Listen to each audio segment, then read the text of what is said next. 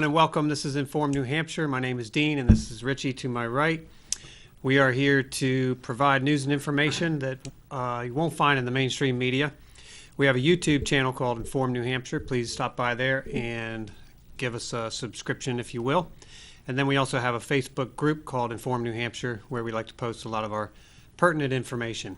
So Richie and I are concerned with the direction of our country, and we have been doing a lot of research over the years, and we are happy to be here providing news and information, again, that you won't hear on mainstream media, and also a lot of secret information that you just won't hear in the general public.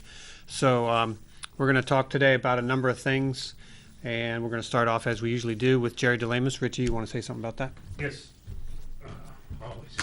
If you care to contribute to Jerry's Legal Aid Fund, please do so by going to freejerrydelemus.com. And always keep Jerry and Sue in your prayers, please. I appreciate that. I had a shout out to the people in New York. Last week I asked for, I think it was last week or 2 weeks ago, I asked for Mr. Trump to reach out and pardon Jerry and Greg Burleson, especially for the sentences they got. I noticed O.J., and we'll talk about him too shortly, but O.J. got 9 years for armed robbery. Jerry didn't hurt anybody, and he's got 9 years or 8 years. So the whole thing is crazy. Anyway, I started the largest law enforcement union in New England back in October 2nd of 1989. 10 years later, the people in New York reached out to me to help them go independent. They belong to the same corrupt international union that I did. So I did help them. And there's 27,000 members in New York. Brian Shaniger and Billy West reached out to me and asked me to help them. And in 1999, we started the New York State Correction Officers and Police Benevolent Association. The reason I'm even mentioning it is that anybody in New York that hears this, and you know Donald Trump, please reach out to him somehow, or a member of his family, and see about pardoning Jerry DeLamus. The man's innocent. He did nothing wrong. No one was harmed, okay? And it would just mean a lot to Jerry. I mean, the man's serving 8 years for doing nothing. Standing up for his rights, standing up for the same swamp dwellers that Trump said he was going to go get rid of. So the whole thing makes no sense to me. It's crazy. Anyway, I did want to mention that. Hopefully somebody in New York will hear it and maybe have some influence, because Jerry DeLamus is a good man.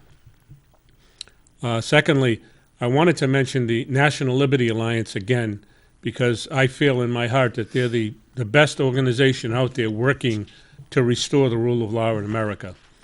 They have a pretty admirable plan that they're coming up with. They want to put together a booklet of about, I guess it's 70 pages, and they want to send it to every sheriff in the United States. Actually, they mentioned trying to send at least 10 books to every sheriff in the United States, which would mean some of his deputies would get one too. But there's a sizable expense that goes along with that, as in everything. You got to print the books up, ship them, which is a pretty good cost associated with it. Anyway, for those people out there that are looking to get involved and help, look into the National Liberty Alliance, sign up as a member, have your kids take the civics course free. It doesn't cost anything. I guarantee you they'll be a lot smarter than if they went to the public school system and didn't learn any civics. So please go there and do that.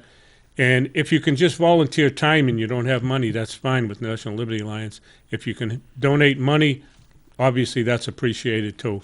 But our country's slipping away, and we're going to talk about that today. I know some of the issues that we're confronted with, we're going to deal with today. But please look at the National Liberty Alliance. And for you people in New York, if you can help out with Jerry DeLamus, we'd appreciate that too. Thank you for your time. And now on with the show. All right, just a quick note for those who are friends and family of the victims of the shooting in Las Vegas. We certainly send our prayers and our thoughts, and we wish for speedy recovery and a moment of silence and healing for you and your families and the loved ones. And it certainly is a tragedy, and it's unfortunate that our government and the black ops side of our government has to run these false flag operations in order to try to control us and manipulate us. And this is what they do. And if you do some searches online, and we'll go over this a little bit later in the show, but this is not a random random thing that happened by one guy. This is a pre-planned, orchestrated event that is designed to produce an outcome or a number of outcomes. And this is, unfortunately, the system under which we find ourselves in this particular point in time in our history. So blessings to you people and your families, and really blessings to all of America. Pray for peace and pray for the folks that run these operations, and certainly all the way up to the top who fund them and orchestrate them. We pray for their surrender, their standing down, or their capture and their criminal prosecution.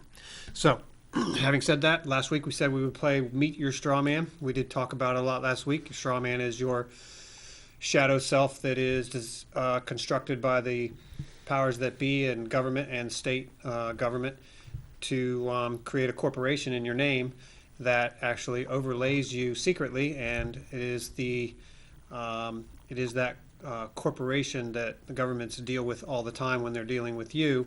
They're really dealing with the corporation. So prior to showing you that quick video, I'm just going to read you a quick piece by Anna von Reitz, who is just a fabulous writer. And she's a judge up in Alaska. Yeah.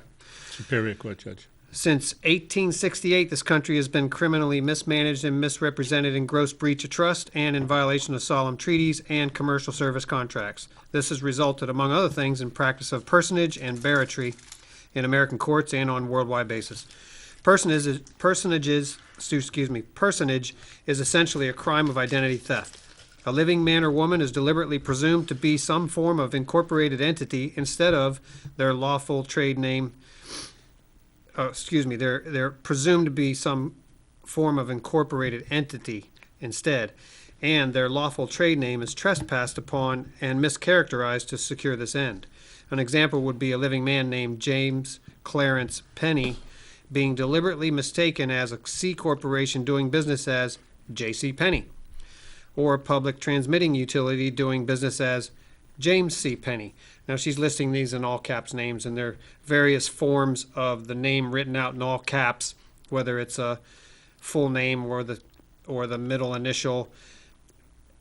Each of these representing a different type of corporation, either a transmitting utility, a C corporation, an estate trust, or a corporation doing business as.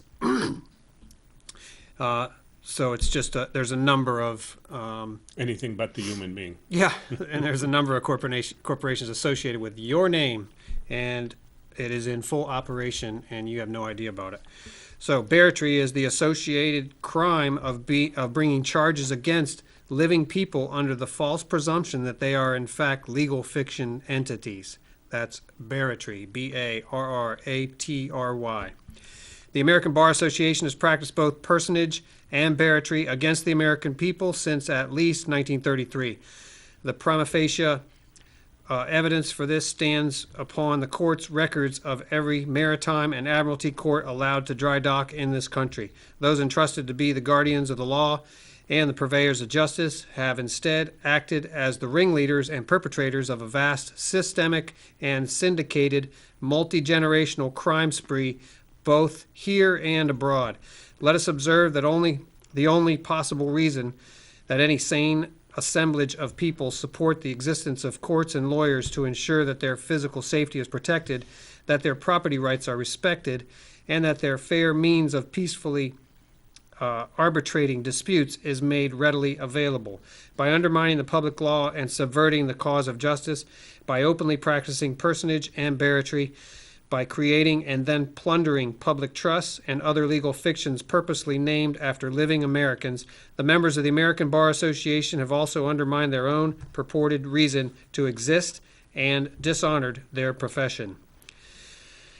I'm going to stop it there. So that's referring to, and Richie and I have gone over this quite a bit over time with regards to your straw man. Anything? Yeah, I just wanted to jump in and say that Anna von Reitz, you can find, she has a website, it's Anna von Reitz, R-E-I-T-Z, and she's got plenty of information you can resource, all very factual, and she's a really, really good writer too, which I like about her. But very valuable website to go and inform yourself. Yeah, great writer, really understands everything that's happening. So here we go, we're going to play this Meet Your Straw Man.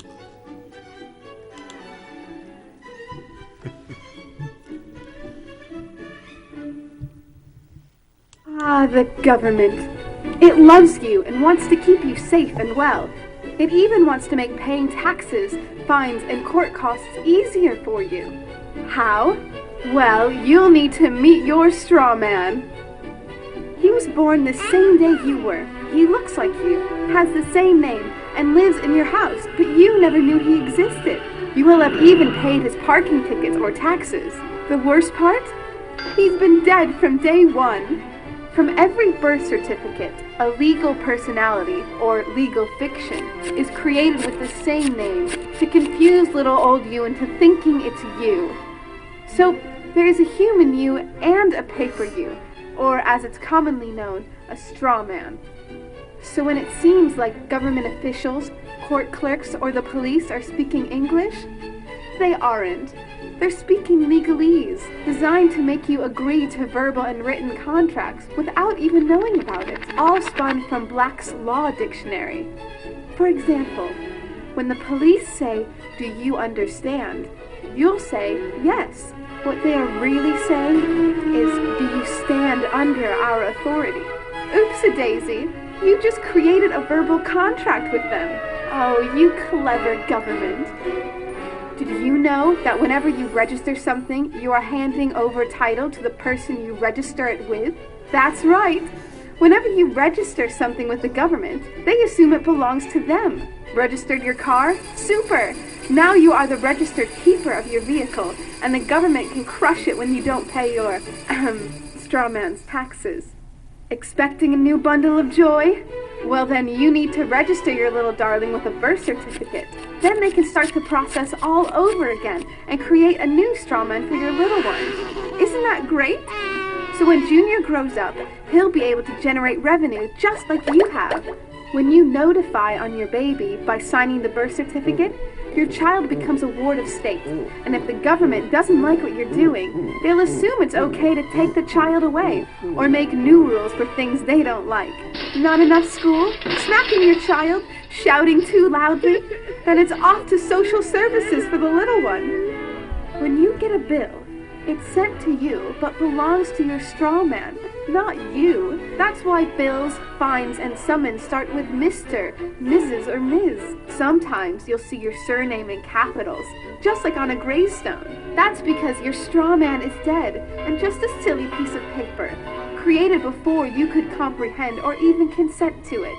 When you go to court, you represent your straw man, so you, the human, take on any costs, fees, taxes, and fines involved for the straw man. The human you doesn't even need to pay them, but you made a contract with the court by appearing on behalf of your legal personality or straw man, just like the government knew you would.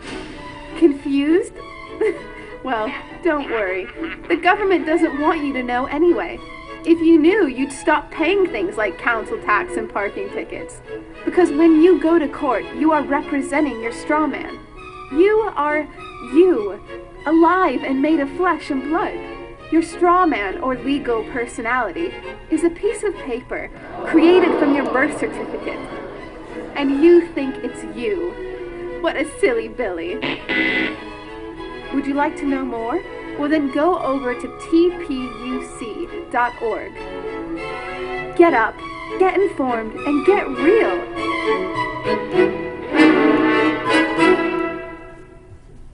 All right, there you have it. No, I don't know about you, Dean, but it almost brought tears to my eyes to know that the government cares about us so much. A really touching moment there. Is that the first you heard of it?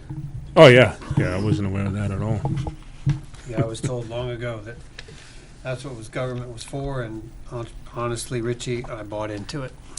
We all did. I believed it. It's our ignorance that's killing us. And, you know, I tried to talk to a family member just Sunday, and I asked him to pull out his driver's license. He refused to do it because he doesn't want to deal with anything that he construes as being negative. And I says, well, how can I prove to you my point if you don't want to cooperate? No, that's all right. I don't want to know it.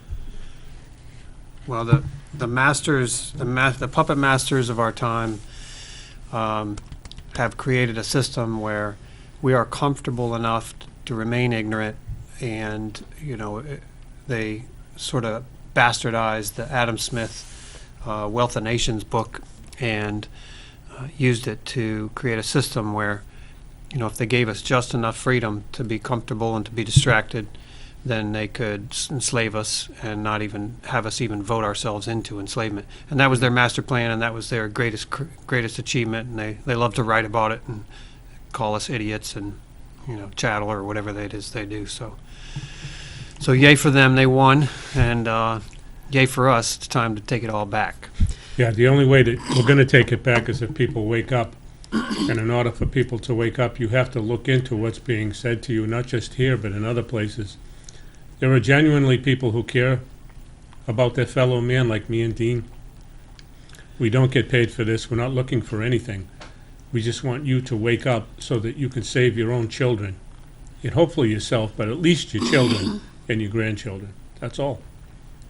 There's nothing to lose. And if you can't take the time, then I guess you don't deserve to be saved. So the system that we're talking about, that Richie and I often talk about, that we refer to as, the globalist banking cartel, Kanzerian mafia, the Illuminati, the CFR, whoever you want to refer to at the top, they're criminals, and they are a worldwide crime syndicate that dominates nearly everything. So what we're going to do is we're just going to I want to show this interview with Catherine Austin Fitz. She's a former Assistant Secretary to HUD, Human Housing and Urban Development, from the 90s. And she's fantastic with numbers. She's now a financial analyst, financial advisor, and does a lot of work in her report's called the Solera report. But she's being interviewed here by Greg Hunter on the Common Sense Show on YouTube, and there's so many good points in this interview that I'm just going to take you through a number of them. Is this the one about the missing $21? $21, add 12 zeros. Oh, $21 trillion. $21 yeah, trillion. That was the one, yeah. Did I get that right? 9 is a million, 10, 11, 12. Oh, whatever. 15 zeros. It's 21 trillion Yeah, anyway. 21 trillion. And that's the tip of the iceberg. All right. So the point here is for you to recognize that your government is a criminal operation, and it has been for a long time. Even though there are the majority of people involved in government are good people, decent people, and most of them will go along to get along. Many of them are compartmentalized, don't see the bigger picture. Many of them are ignorant of what's really happening, and unfortunately, the ones who are promoted to positions of power are promoted specifically because, number one, they are either easy to manipulate and control because they are so hungry for power that they'll do anything to gain power, including sell you out, kill you, or destroy you, or poison you. And then the others are those who are compromised and easily blackmailed. And then there are those who are blackmailed against their will by a staged event. And we've talked about that before. It's pretty ugly, so I don't really want to go into it. But this is undoubtedly a criminal operation. But I want you to hear from a financial aspect just one aspect of how this criminal system works. So we'll start off here with Greg Hunter interviewing Catherine Austin Fitz. Cash balance that we know in our accounting is we're down 20 trillion, and then you're saying there's another $21 trillion of business that's been done, $41 trillion of of a black hole. Here's what we know. So we know that the U.S. government has been run as basically a criminal enterprise from a financial standpoint. So under the Appropriations Clause of Article 1 of the Constitution and the financial management laws, we are required to, the U.S. government, the executive branch, is required not to spend money unless it's been envisioned in an appropriation and made transparent. Now, there have been some exceptions. You have intelligence agency spending that is transparent, supposedly, to the appropriate committees, but not fully transparent to the citizens for reasons of national security. But we're not talking about that. We're talking about an amount that is many multiples of the budget. So, for example, there's 20 trillion of undocumentable adjustments at DOD since 1998. That is almost 3 times the DOD budget for the entire period, 1998 to 2015. Dr. Skidmore became interested in this because he heard me give an interview saying that in 2015, there was 6.5 trillion of undocumentable adjustments at the Department of Defense, and he assumed that I was wrong, that it couldn't be possible that the Department of Defense would have essentially, transactions that couldn't be proved to be legal of 10 times their total budget. So he dug in and discovered, yes, I was correct, and that is when he, very nobly offered to have some of his graduate students work with him to dig out and check every document between 1998, when this phenomena started, and 2015, and we agreed we would put them all up on the website, which you've pointed out. And so, for It's all the amazing. All right, so there you have it, $21 trillion missing from only 2 of the 19 agencies in government. What do you think about that, Richie? I just wanted to say that on 9/10/2001, what was his name? The Secretary of Defense, can't think of his name. Rumsfeld. Rumsfeld. Rumsfeld. Right, Rumsfeld. He made a statement that the Pentagon is $2.3 trillion in the red. In other words, where's the money? Can't find the money. Months later, he was cornered by an independent interviewer from an internet news source, and they asked him about it, and he says, the $2.3 billion that I stated was missing, he changed the numbers. It was a tracking problem. We found it eventually. It was just a tracking. He went from 2.3 trillion to 2.3 million, or billion, excuse me. And that doesn't account for on 9/11/2001, the three buildings in the World Trade Center being brought down. And the financial records that were being investigated were on the basement floor of Building 7, the one they imploded and brought down. This is all coincidental. I mean, I'm sure it could happen to anybody. I've seen it 100 times. Just like it was coincidental, the BBC reported Building 7 collapsing prior to Building Before it 7 went down, yeah. collapsing. So, all right, let's go a little Or further. Larry Silverstein saying, I Yeah. pulled the building, yeah. Yeah. All right, let's go a little further here. 21 covered agencies. We have not gone through the other 19 agencies. I would expect, because of the housing bubble and sort of the traditional black budget fraud at HUD, that HUD and DOD would be the worst. But I don't know. There's no telling. Here's the thing. If the federal government has refused to produce audited financial statements as required by law and has refused to comply with the financial laws, whether Constitution or the Financial Management Acts, since 1998, there's no telling of how bad it is.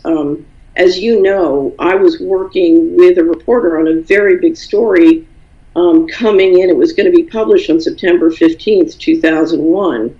And then Donald Rumsfeld did a basic modified hangout saying there was 2.3 trillion. At that point, there was 4 trillion missing. He said 2.3 trillion. And then 9/11 happened, and no one cared about this for a long, long time. Now, what you saw during 9/11 was a lot of the documents, including one of the investigations into the missing money, destroyed, basically burnt and blown up. So, and the Army I'm sure that was just a coincidence. Terrible coincidence, just remarkable coincidence. Yeah. And, a lot of people say to me, how can a government spend, 10 times the money that comes in one year? The reality is, with securities fraud and all the different credit and insurance programs like you have at HUD, you absolutely can do it. But it requires securities fraud, which is why having Solomon Brothers, come down, and some of Cantor Fitzgerald and some of the other government and mortgage dealers come down, and the different SEC and FBI investigations into that securities fraud. So, I always said the bailouts were really triggered by the fact that we issued trillions in fraudulent securities to finance what I call the financial coup d'etat. Let me step back and just tell you one story that I want you to know to get some perspective. The reason why I started to look at this, because I've been reporting on this issue since 1998.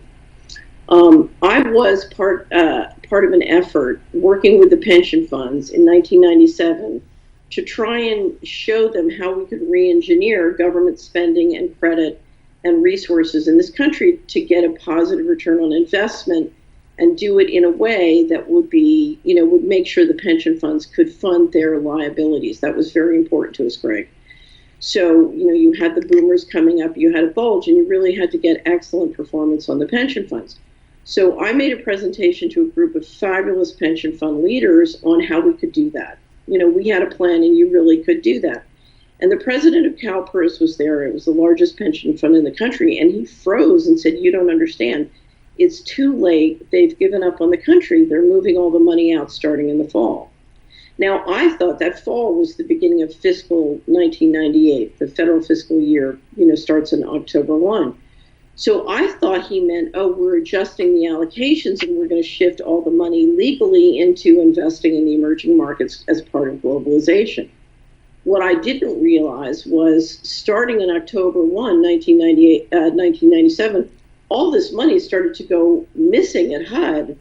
And suddenly you had all these money managers suddenly getting windfall amounts of capital, and you were saying, how did they raise that amount? It was like one miracle after another. They were just raising infinite amount of money. And you thought, where is that money come from? I came to believe, for example, that the money going missing from HUD was being laundered out through Enron, which is how I got so involved in covering the Enron fraud. But anyway, so you had this bulge of money showing up mysteriously at all these different places and money managers, but at the same time, you had money disappearing, because what happened was, when HUD came out with their fiscal 1998 financials and 99 financials, we discovered, because we were watching, that 59 billion had gone missing. I think it was fiscal 99. 17 billion had gone missing in the opening accounts. It was 98 or 99. So you had a total of 70 billion, which for HUD was a fantastic amount of money.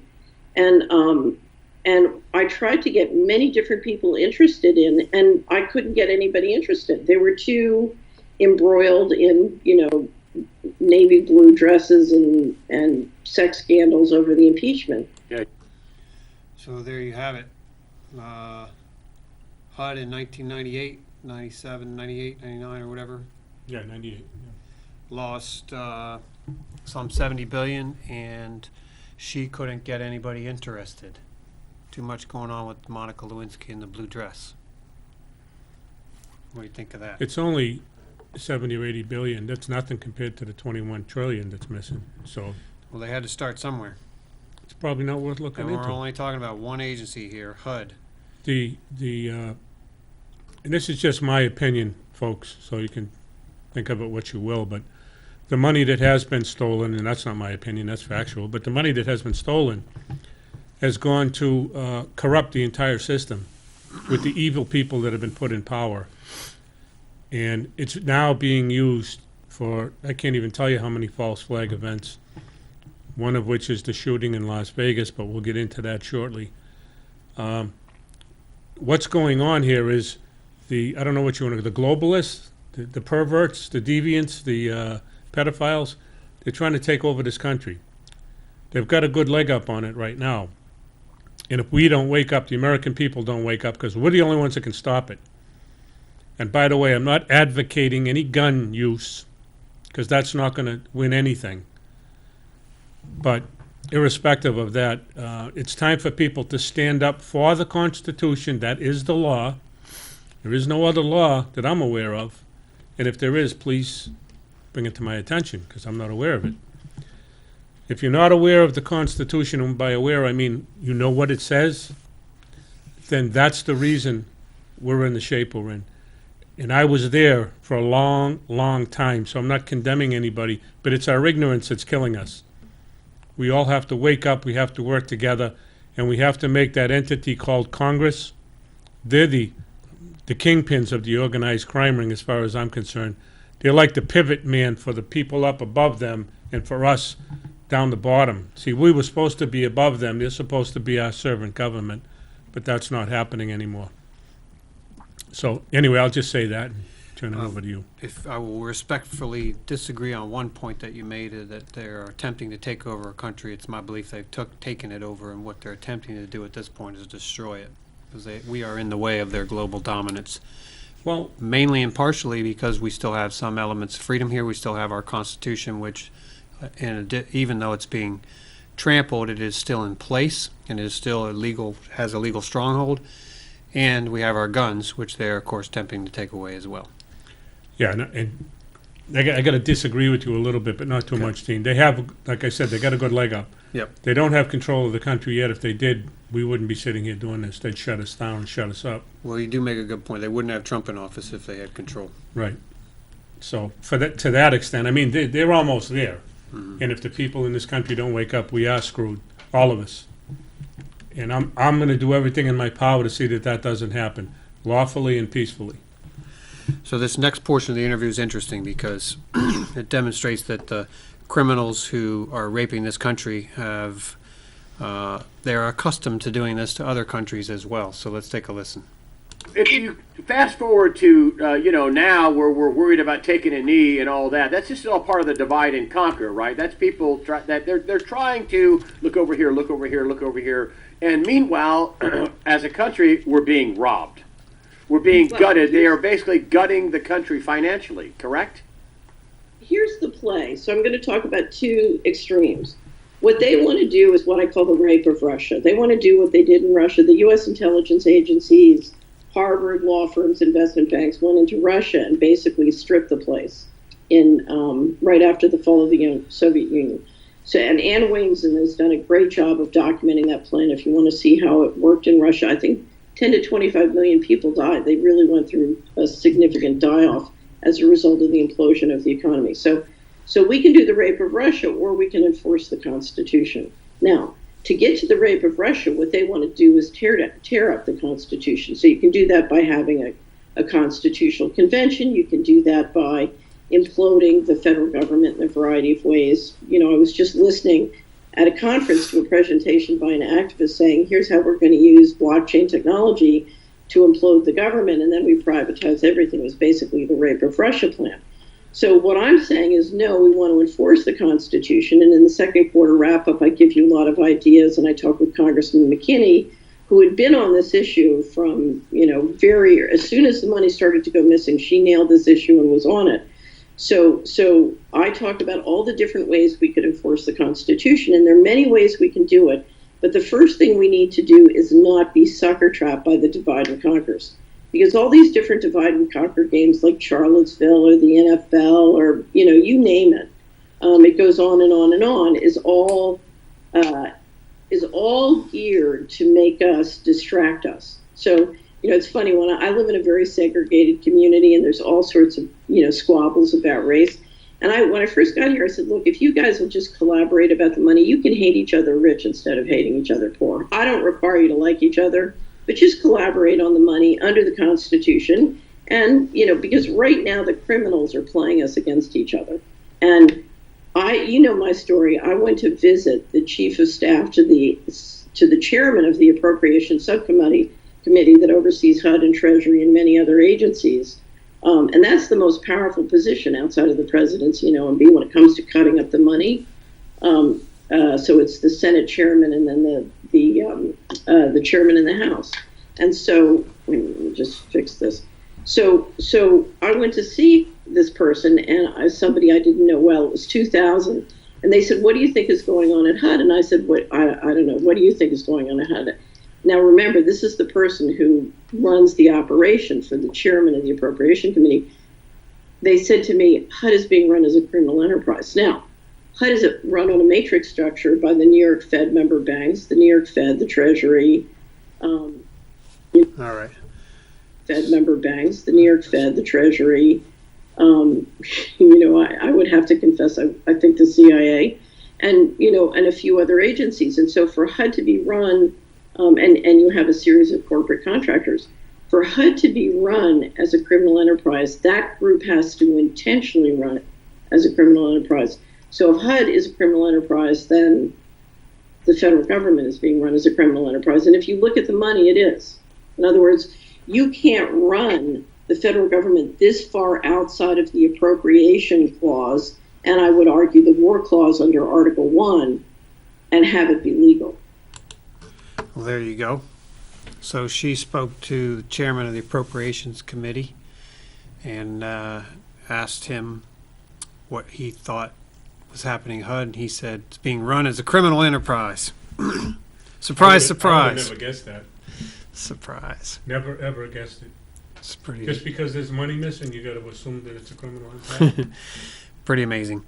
Yeah. So it's interesting, though, that she laid out that the HUD is also controlled by the federal banks, the Fed and the banking system and that sort of thing. So, as is the entire the entire government. So basically, we have. Can I interject something away from that, Dean? Yeah. 'Cause I think it's important. Yep. I wanted to mention that myself and Dean and several other individuals met with the governor last week. I'm sorry, the governor's general counsel. And the reason that I want to mention it is we pointed out 31 violations of the state constitution that the state is engaged in against the people of New Hampshire. 31 felonies that the state is committing against its citizens here. They're listening to us. I don't know what they're going to do.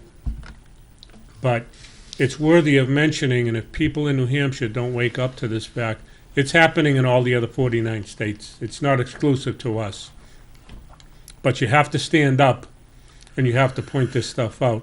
It is my firm belief, and I believe Dean's too, speak for yourself after Dean, but that everybody in government is not bad.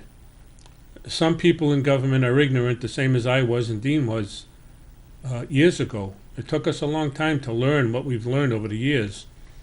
Now we're trying to educate people and show them, especially the ones working in government, that, you know, when we say statutes don't apply to you, there's a reason that statutes are called statutes and laws are called laws.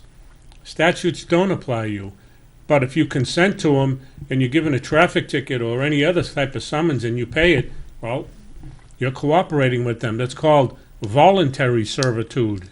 You're volunteering to be a slave. But rather than get off on a tangent, it's worthy of mentioning anybody that wants to get involved with us we've got a think tank going, but we've got a group of people that are concerned about this whole thing in the state of New Hampshire. Contact us on the email address on the screen. We'll be happy to talk to you. Thank you. All right, very good. Let's go a little further into this interview with Catherine Austin Fitz. Okay. So if we want to have if I want to be a sovereign individual and I want to have a sovereign government, the U.S. federal government doesn't have information sovereignty and it doesn't have financial sovereignty. Okay. So we have to return it to that, and we have to keep that mechanism open long enough to get this money back. So what you and I want, given the technological explosion that's happening, is you and I want to end up living in a society that believes in human values and allows you and I to have individual and property rights, which come to us by party. Which is what the Constitution's all about. Right. So you want to preserve the Constitution because you want to have individual sovereignty, and you want your taxes to only go into something that has financial and national sovereignty. And so that has to be restored. And that mechanism, the reason they want to tear up the Constitution is they don't want to give the money back. That's a legal mechanism that requires us and gives us the power to reverse this. Now, let me explain. If you and I have a debate about what we should do about the budget going forward, and they say, well, we have $20 trillion of debt, and there's no money, it's a very different policy discussion than if I can say, wait a minute, there's 20 trillion of debt, but you stole 21 trillion of something, and we're putting that back on the table for purposes of this policy discussion. Very good point. Very good point. I'd say so. So before this, I was going to read a quick quote, but I'm going to read it now since I didn't read it before. This is by Marcus Cicero from the year approximately 42 BC. Now, this gentleman was a very smart man, philosopher of sorts. Mind reader. Yep, and he clearly understood the human condition and describes quite well what's going on within our government at this pertinent time of our lives. So I want to read this to you real quick.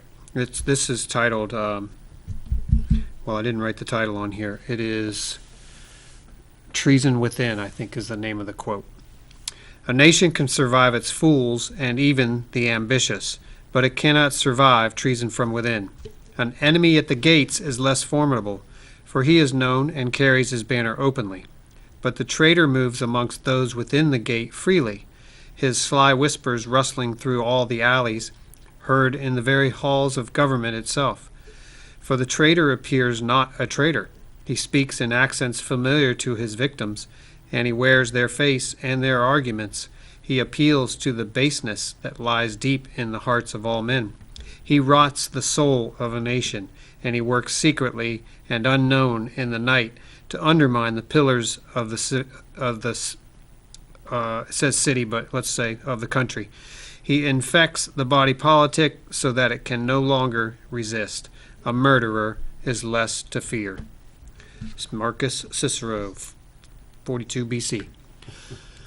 Not bad, huh? Guy No. knew what he's talking about, didn't he? Well, the that people- describes most of those who run our government, because they're all con men. Well, the people And back then, they were obviously very smarter than we were. They set up this government with the intent of having it run so we can have our freedoms and our liberty. The problem is we fell asleep at the switch. We've been falling asleep since the day they signed the ink on it. That's why we are where we are, and we need to wake up, people. Otherwise, I don't know if you're ready to get into this, Dean, but we were going to talk about the Las Vegas situation, or you got more to do on A that? couple more here. Okay. I'll be quiet and we'll Well, let's see. All right, finish we'll that do a up. couple more here. No. Boom, boom, boom. So Right. we're yeah, and it's just that I'm gonna try to bring this in to a current thing, which is the thing that just happened with Roy Moore, the Republicans, the swamp. Karl Rove, he looked like he ate a crap sandwich when he was talking about this loss. They spent $30 million to Roy Moore's $2 million. The people of Alabama said, "Hey, you did that." No, we want Roy Moore. They know there's something wrong, but they don't quite know what it is. And what it is we have a bunch of weasels that are trying to overthrow the country and not follow the Constitution and rob us. I mean, that's the cleft note. Is that right? That's the real reason why people like Roy Moore are winning. People know there's something wrong. They know there's something wrong. The other thing is, remember, the leadership, people who win in a rigged game get stupid. If you look at the tools that have been, our third quarter wrap-up is going to be called Control 101, and it's about how basically these folks rolled the local guys.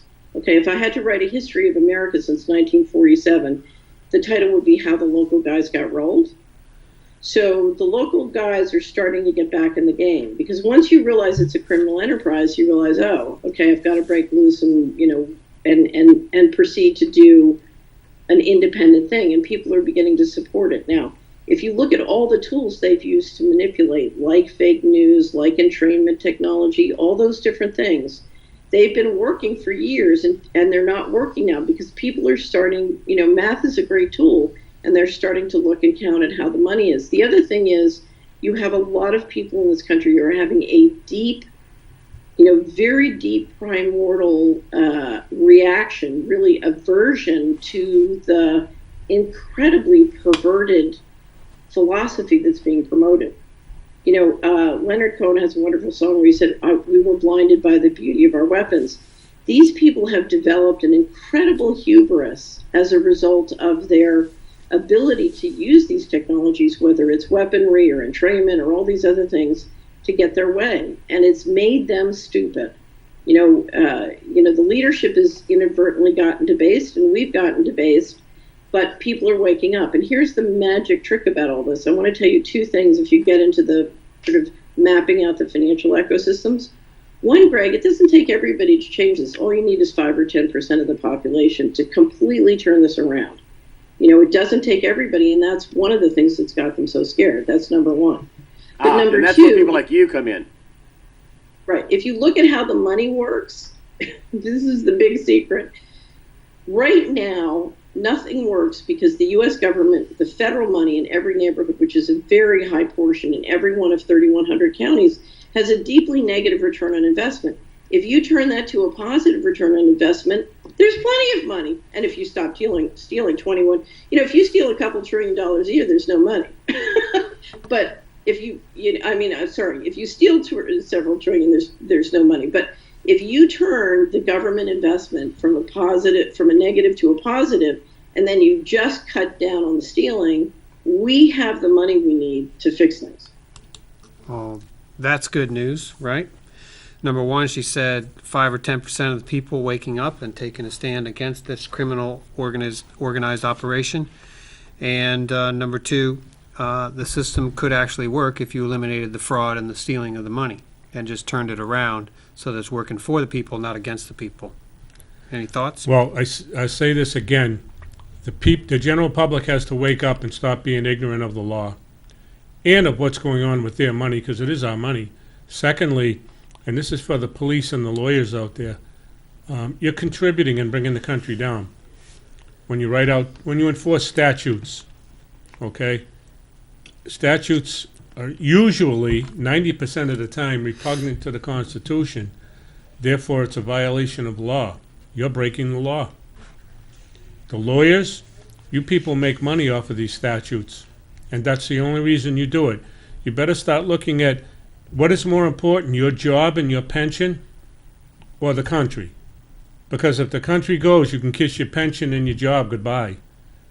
Eventually. You might hang on to it for a while because they're going to use you like a checker piece, and once they jump you and take you off the board, you're done. They don't need you. They need you now to accomplish their mission. Once their mission is accomplished, they don't need you. Check out a little bit of history, and you'll find out that's true. All right, we've got about 15 minutes. I want to squeeze a little more in here, Richie. Congress cannot do this because the people who are doing this are very, very dangerous. Ultimately, there are many different mechanisms of control. There are legal mechanisms. Well, wait, stop. I want you to come back. I want you to back up. I want you to explain what you just said. The people that are doing this are very, very dangerous. Please don't gloss over that. What are you talking about? So that's what I'm fleshing out. So the people who run things don't like to use physical violence to get their way because physical violence is too noticeable. They like to use entrainment technology and subliminal program. They like to use fake news. They like to use legal and financial mechanisms, lawsuits, hassle. They like to hack your systems, and so anytime they can deliver control invisibly, they like to do it. They're very, very clever. But the reality is ultimately this is all backed up by the ability to kill with impunity. And these people kill. They're dangerous. So, people are afraid. And, if you go to Washington, whether a congressman is doing it because he's afraid for, he doesn't want to have happen what happened to the last congressman who got shot at the baseball game. So he doesn't want to be the one to get shot, and he doesn't want his kids to get shot or hit in a car accident by a hit and run. He doesn't want, or maybe he has a control file from all the pedophilia. So the reality is a centralized system can't do this without a broad-based effort by the 5 to 10% asserting both individual sovereignty and national sovereignty. We don't need to implode the federal government. We need to take it back and clean it up and get it to run according to the law. Okay, I'm just going to fast forward to this last part that I want to go over right here. Another big secret here, Greg, is the world is full of fabulous, professional, competent, capable reporters like you, fabulous government senior bureaucrats who know how to fix this and lead it, like Bill Binney. I could go on and on. The world is full of highly wonderful, ethical, competent, capable people who know how to turn this around. The reality, though, is we have to deal with the criminal enterprise that's happening, and we have to take back control of the legal mechanisms, and that's going to take at least 5 or 10% of us organizing around enforcing the Constitution. And to me, the Appropriations Clause is a wonderful place to start, and of course that's going to have implications to the war clauses, as because the money is intimately tied up with doing illegal wars all over the world. So that is what has to happen. But rest assured, we literally, the speed at which this could turn around, if you said to all the Bill Binneys and Tom Drakes and Kirk Weebies of the world, just go in and show us how to fix it, you'd be amazed at the speed that it could be fixed. All right, there you have it. That's good news, Richie. And I just want to point out, Richie, that she's saying the exact same thing you said on the very first show that we had, which is the Constitution is where we need to go to save this country. So, 5 or 10% of us standing up, supporting the Constitution, enforcing it, and cleaning out the rats in our government would put us in a position to turn this thing around very quickly. Any thoughts? Yeah, that's why I said join the National Liberty Alliance. You'll learn about the Constitution, you'll learn about civics and history, and you will learn a lot about what this country is supposed to be, where it is now, and that'll help you make decisions as to which direction we need to go in to get our country back. Because it isn't ours anymore. We've lost it. I think that's obvious. All right, so we're going to talk a little bit about the shooting, I guess. Yeah, one of the main points I wanted to talk about is, obviously, this is a devastating circumstance where there's 58 people killed and over Right. 500 injured. It's overwhelming, but I hear the news talking about the shooter, and let's put it this way, getting back to when John F. Kennedy was assassinated by Lee Harvey Oswald. Lee Harvey Oswald was assassinated by Jack Rubenstein the very next day, shot in the basement of the police station. Well, you're never going to know now. Did Lee Harvey Oswald kill him? A lot of information is coming out saying no. The fact of the matter is now this guy, they found him in his room dead. Was he shot by somebody who did the shooting? Or did he kill himself? These are the things that the reporters on the news don't know, and they're coming out and saying that he's guilty. All the facts aren't in yet, and there are too many questions that I have, and I'm sure you do too, to make that assessment that this guy did it. I'm looking at his family members, and they're shocked by this happening. I'm saying, well, if it was a 20-year-old kid, I might say, yeah, because kids generally, can be confused. You don't understand things as well. I'm not saying everybody, but some kids are confused with that. But a 64-year-old man, why would he do this? For what reason?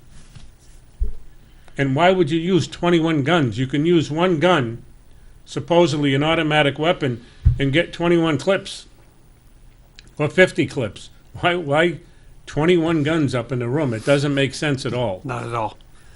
And there's a lot of other things that don't make sense, but you can touch upon a few of them, Dean. Well, there's a couple things. One is on one of the videos that I watch, you can see muzzle flashes coming out of the center of the building about a quarter of the way up, not from the top of the building, upper right, where they broke the windows out. 32nd floor, yeah. Yeah. And William Mount points out on a video, and I was going to show it, but I couldn't find the actual part. But he points out that when, today they brought out the first pictures of the room, and they show a gun on the floor in the room, a semi-auto rifle, which of course is probably full auto based on the shooting. But they show it on this particular carpet, and William Mount goes through pictures of the whole hotel, demonstrating that there is no carpet like that in the hotel. And then they show a piece of furniture, and William Mount points to there's no tablecloth that has that in there. But then he shows a picture of the basement of the FBI. Says, well, they have carpet like that here at the basement of the FBI. So very suspect. You just can't trust anything you see on mainstream media. Now, if you watch a number of the videos that were happening during that incident, you'll see a lot of there's a lot of reports of multiple shooters. There was a young woman who reported a Spanish woman who was saying you're all going to die 45 minutes prior to the shooting, and it spooked her out so much that her and whoever she was with left the venue just prior to the shooting. So there was also a young gentleman, I can't remember who it was, but he put together a montage of all the police scanners that were going off, and numerous police officers were reporting the shooting coming from the lower part of the center of the building, which is where you could see it in the video. And there were numerous reports of multiple shooters, and so there's so much wrong with the official narrative at this point. And it's also very suspect, Richie, and I know we talked about this in the car on the way over, but it's very suspect when immediately after an incident, the mainstream media has a story to tell that seems to be unified with the different medias, and also is information that in a random event, you don't get that information that quickly. It just doesn't come out that quick, and nobody will, the law enforcement agencies that are really doing their job, they don't put out stories so fast because they got to get their facts together. They got to get it right, and they're more methodical and judicious about how they pull together the full story and the facts of the whole event. But when you have information come out just immediately after, that's like the first sign of a false flag event that you can be aware of. So, I just want to jump in with one Yep. other thing, Dean. Mm-hmm. Yesterday, I was watching on The Hill. There was a senator talking about, well, we got to do something to help the American people with this travesty. We should ban guns, take the guns away from people. It's a great opportunity for the government to do just that, because right now our government, part of our government, is so corrupt. That's exactly what they want to do. And for the senator that was saying that, he is one of the organized crime leaders. The fact that he opened his mouth about that tells me he's an organized crime figure, and he wants to do that. Yep. Where were any of these senators and congressmen when Lavoy Finicum, on January 26, 2016, out in Oregon, was murdered on a highway out there by either the Oregon State Police, the FBI, or mercenaries? I don't know which. I don't know who pulled the trigger. He was shot 6 times with his hands in the air. Where was the outrage for that man? They fluffed right over it. No one cares. But if they can kill people just like that and nobody cares, then we're all in trouble. We all have to start waking up to that fact. I'd like to see somebody brought to justice for that man's murder. You've got, like I said before, and I'll say it 100 times, Jerry DeLemus and Greg Burleson are sitting in jail, one for 8 years, one for 68 years, and there is no victim. No one was injured. But Lavoy Finicum was murdered by law enforcement for no good reason, and nobody was brought to justice. All right, if I still have the support of my staff in the control room there, I want to show this website for our listeners. This is called beforeitsnews.com. And I just want to give you a sample. Now, just a cautionary, anybody can submit news articles to this site, and it gets multiple news articles all the time. So you have to discern, because some of them are fake news, but many of them are very powerful news organizations that are the alternative news media. But let's take a sample here real quick. Multiple shooters in Las Vegas, Paddock, a patsy update. Las Vegas massacre, here's who and why they did it. Hey, you guys, I found this dude got an actual video of the 3rd shooter in Las Vegas. Las Vegas false flag, ex-cop points out mystery in Vegas shooting window. So if you just look down this list, you're going to see there is a ton of information pointing out the flaws in the storyline.